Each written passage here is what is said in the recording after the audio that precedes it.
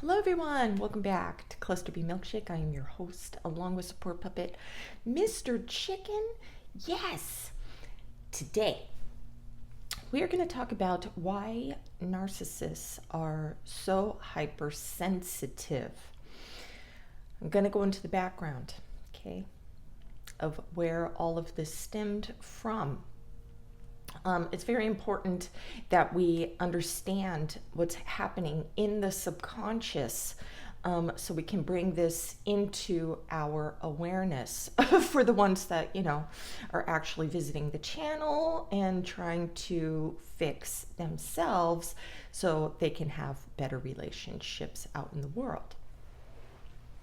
It's good for you too, so you won't be bringing your ignorance into my face from your victim channel stuff, okay? So what's really going on when we attack you for feeling criticized, humiliated, rejected, or ashamed? For the outside world, it looks like entitlement, to be treated a certain way, or controlling you. All they want is control. All they want. So we don't have to feel messed with by you, okay? We may believe that controlling others will protect us from these triggers. This is unconscious. We're not walking around with a clipboard saying, okay, to be my partner, I need you to walk on eggshells to make me feel safe. All right? So where do these triggers come from? This specific puzzle piece is rooted in something called relational trauma. This is when the child is misunderstood and mischaracterized. They were training you. Your parents were training you to be seen through their lens. You're either all good or all bad. And this is what fucking happens. It creates the unstable sense of self. Who am I? I'm getting these conflicted, your reality pushed on me, which is it?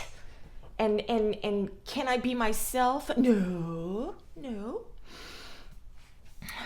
So here's some examples of being mischaracterized or misunderstood. You don't believe the child when the child is telling the truth. Criticizing accomplishments. So if they do good on a project or whatever, it's like, you didn't get an A? What? How come Johnny is getting an award and you're not? How come that baseball player or football player is doing better than you? Why you suck? Comparing you with other accomplishments of others. Being dismissive or annoyed when the child needs you. The parent wants to be understood, so they lecture. And when you lecture, you're not getting what the audience thinks, feels. Nothing. Because you know why? The child's going to criticize the parent, and the parent isn't having it. Making you a friend or pseudo partner to regulate the parent's feelings. The parent thinking that you were somehow just magically created into this thing, and so they're pushing you away, pushing you to go to therapy, pushing you to go to the rubber room, buying you books on how to fix yourself. How about fix yourself? How about fix yourself? Be a better parent. How about that? Learn boundaries for adult children. How about that? Children are to be seen and not heard. I heard that a lot. Condition not to cry. I'll give you something to cry about. Heard that too. Or extreme. you being a healthy kid, but your parent is saying there's something wrong with you. So they're isolating you, taking you to the hospital so they can get attention from the victimhood of my sick kid. This is Munchausen by proxy. I did a video on this. Disgusted at the child's emotions. Pushing your own world view on them. Judging the child's appearance. And emotional neglect. This is going to make the child feel invisible. Okay? This makes the child feel like the bad object. So lack of empathetic mirroring. This is being misunderstood. I am a bad object. This is creating, the base of the cake of the shame. Yeah. It was also combined with overvaluing or exploiting the child for one or more favored qualities. Okay, so we already did the all bad. Now let's, plant some seeds in the kid's head on how to be good for the parents. Okay, so bragging about awards, accomplishments, behaviors, appearance. I'm treating you like a good object. So if the child is perfect and looks good for the parent, they will brag about it. So the kid is going to be like, well, I don't want to be treated like shit, so I'm going to try to be treated well, right? This is shaming to correct behavior. And then the flip side is pushing onto you what I want to see you do to receive love from me, the parent. So a lot of these things could have happened before you even were able to speak, and being ingrained in you. You may not even know how you became this. And one of the things was I was put into baby pageants. Now I won an award for being the most beautiful baby and the fattest baby. So I'm told these are two conflicting things. I'm beautiful, but I'm fat. And I don't want to hear your body positivity like fat people are fucking beautiful too. Not when I was growing up, bro. Mom dressed us up and talked about our hair constantly. She had short black hair. My sister and I had long blonde hair. So that was our good quality, our hair. She would then,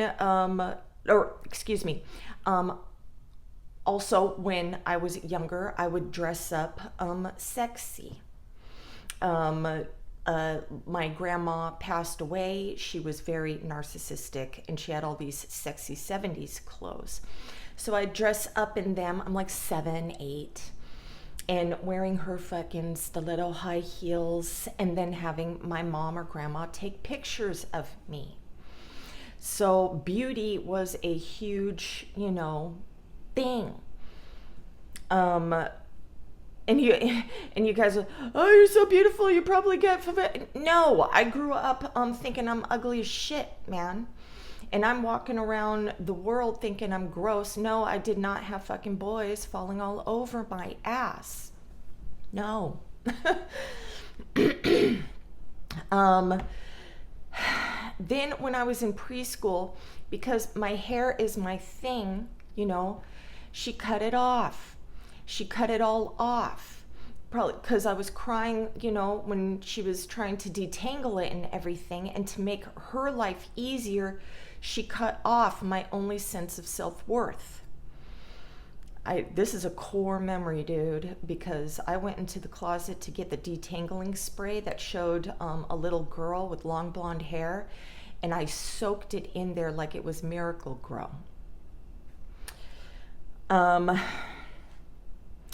My mother had to look good to her father, and that meant throwing me in Sunday school because my grandfather was so religious. So I had to, by proxy, fucking throwing the kid in the thing. And my mother-in-law did this to me for me to do this to my son too. It only lasted a little bit because my son was like, and I'm like, no problem, dude. My grandfather wanted to clone me into him. He used to call me his best friend. So he got me into tennis lessons because his things were watching the girls play tennis all the time on TV, and he was a tennis player. My dad called me fat. So for me, it's like he won't love me unless I look like the Playboy bunnies that he had plastered all over his walls. So that gave me a totally fucked up self-image. And he won't like me if I don't like boy things. This is what was ingrained in my head because we went to all the action movies. He would buy us boy toys, fucking boy bicycles, everything boy. And on his deathbed, I said, aren't you glad that you have girls instead of boys? Because we're here to take care of you. This was me projecting my own insecurity that he didn't love me if I wasn't a boy. And I'm pushing that on him on his deathbed, letting him know, love me, I'm taking care of you. Isn't that a good thing that I'm not a boy? You couldn't disrespect or embarrass your parents with your own views, goals, values, dreams, likes, dislikes. So you had to follow your parent in their political views. So you would be viewed as, non-confrontational. Think how I think and I'll love you. So political views, religion, music choices. If they don't like the music that you're listening to, you can't listen to the music that you want to listen to. The way you dress, family legacies, joining the military, joining the family business, liking the sports that I like, getting into the music shit that I got into. You play the guitar, you get your fucking kid in the guitar. It's not because, you get the musical gene. No, you pushed your kid into it. Now they might like it and, it's really nice and everything, but those musical prodigies and everything and pianists, I mean, the documentaries where their parent is pushing all of these activities onto the kid, to get them well-rounded. No, the kid's doing it for you. How about let the kid do something that they want to do? Ask them, what would you like to do? Okay. And social behaviors. So, behave right. You get a 5 across the fucking eyes if you talk back, act out instead of talking to the kid. Dress up in public, so I look fucking perfect and good. I saw this meme one time of like a family in the 50s. How come we don't dress up anymore? It's like, well, that's just being fake too. Going out, look at me, I'm perfect. And my family is perfect. All right. And it doesn't stop when you become an adult. So your parent is always going to keep criticizing you. You have to have strong boundaries. You can even stop talking to them if they keep pushing their ideals on you. And you don't know how many times, man, I've heard, I cannot wait until my parent is dead so I can be my own person. You can do that now. You can. But you, which is totally understandable, it's so ingrained in you to be having to do this for them. And you're just like, just for a few more years and then I can have 10 years to myself. All right. Sometimes we will fake compliance. then the criticisms stop. This is where we learn how to manipulate, lie, and be fake. Mask up, mask up, mask up, false, false. We don't know who we are. We have to create a false self with all of this shit. Learning how to get by with the less pain being inflicted on us as possible. Now, if we rebel, it reinforces your view that I am bad. So why not be real bad? You're just going to fucking talk shit about me anyways, so why not rob the liquor store? Why not talk back to you? I'm going to get beat anyways, so why not fucking say how I really feel? I hate you. Whoosh. All right, so if this was your childhood normal, you might become hypersensitive to sudden social rejections, especially when you were looking for approval. So you see all those victim channels out there saying how to fuck with our inner child, either for revenge or just so we hate you and you can break up. You can break up. Do you want to be abusive and just keep punishing us because you are, being defensive too?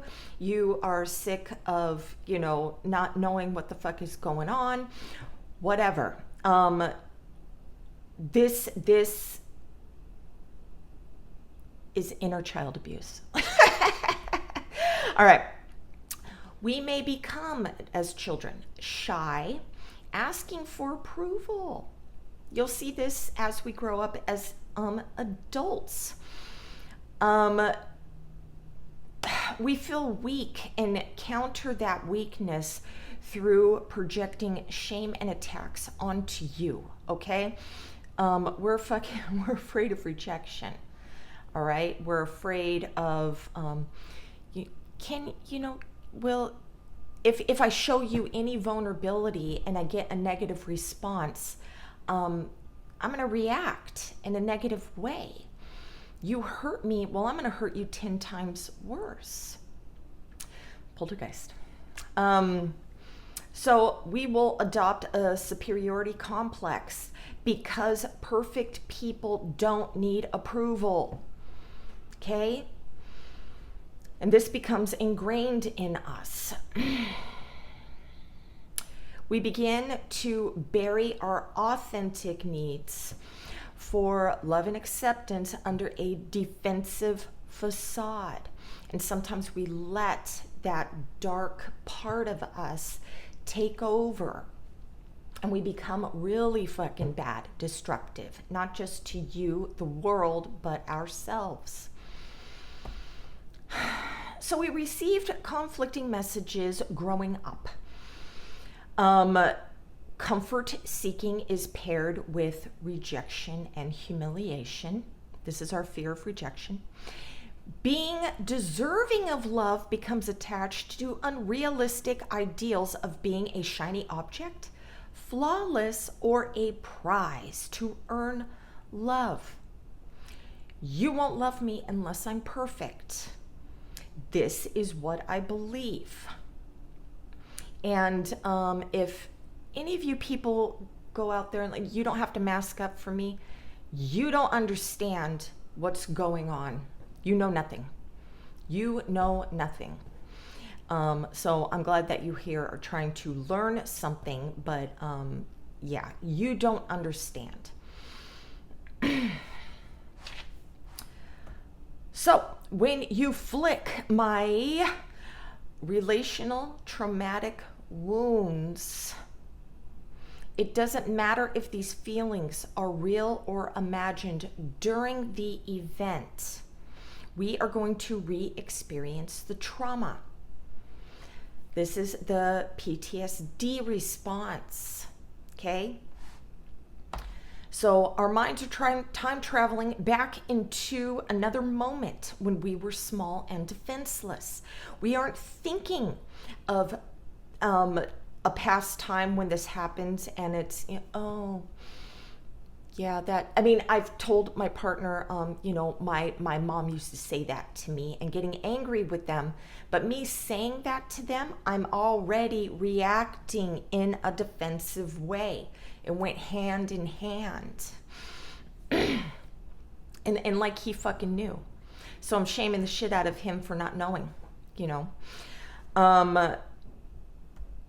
This is why our reactions can seem so severe and detached from what's really going on. We're back in the room where the horrible things were happening. Unspeakable, horrible things, betrayals, our basic needs of love, acceptance, and safety are not being met. And, we're reliving this cruel and calloused treatment of our childhood. So when you touch the raw nerve and you don't know that it's there, and we need to understand also that our people don't know that this is there. So number one, we have to bring our unconscious into the conscious, okay? We have to know that this is what's happening. We have to learn about this. We have to take space. We have to be thinking, okay, why am I angry right now? Is this person doing this on purpose? Can I trust my partner enough to ask? Are you being malicious? Are you fucking with my head? That's more accusatory, but fuck. I feel attacked. How's that? I feel attacked. I feel like you're saying that I'm not good enough. Oh, God, no. I think it's better, at least to start, that I work on those things within myself. Am I feeling attacked? Can I work this out through my head in practice? Can I, if I do feel attacked, though, it would be like, I understand that you're frustrated. What do you mean? What do you mean by that? That might be a good one. Okay. Anyway, I hope that was helpful. And if you're a parent and you see yourselves doing this, please stop. And even though that you may have ingrained already, because, this happens early in childhood with us, if you've already ingrained this into your children, where they had to create a false self because of the fun house that they don't know what's real, growing up in this chaotic environment on the inside, even if you think that you're a good parent. I thought I was a good parent. And then I realized all this fucking shit that I was doing to my kids. So to correct that behavior, I stopped being judgmental, criticizing, and I'm just supportive and a good listener. I ask questions or give guidance that they can take or leave. And they're not a bad person if they don't take my advice. Try that out. And if your kids don't want to fucking talk to you no more, don't be like blaming them. Okay? You did something. Whether it was in the beginning of their life, and now they're triggered as shit at you, original caregiver. All right. So I hope that was helpful. Have a great day. Namaste.